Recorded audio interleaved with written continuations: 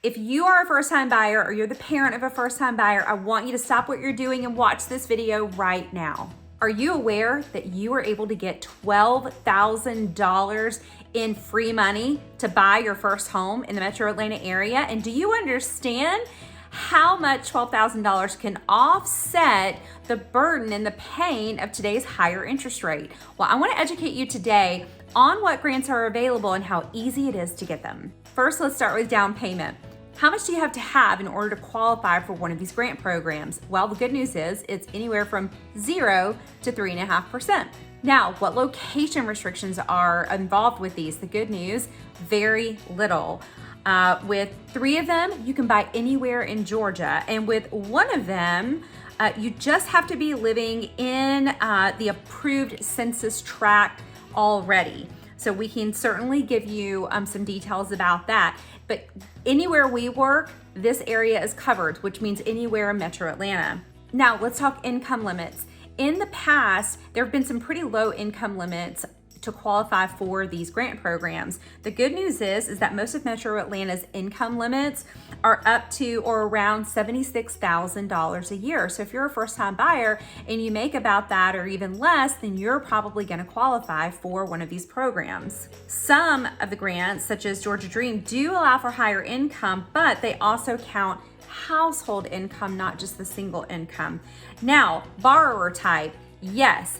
All but one, you have to be a first-time buyer. But if you're a married couple and you're married to someone who has owned a home and you have not, then you qualify as being a first-time buyer.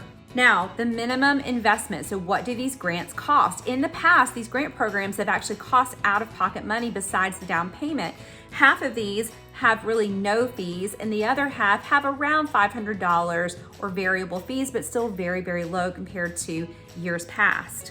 So how much will you actually get? Will you get the full $12,000? Well, it's very easy math.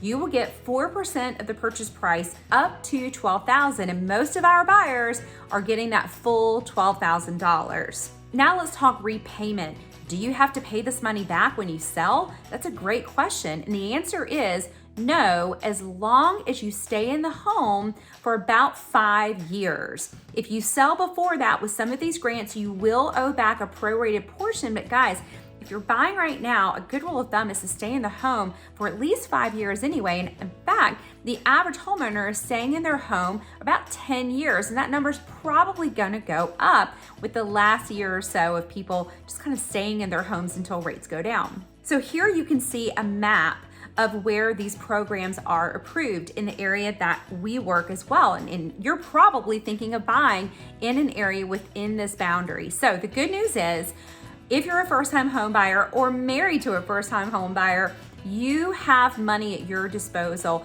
up to $12,000. Only thing you have to do to get it is make sure you're speaking with the right lender.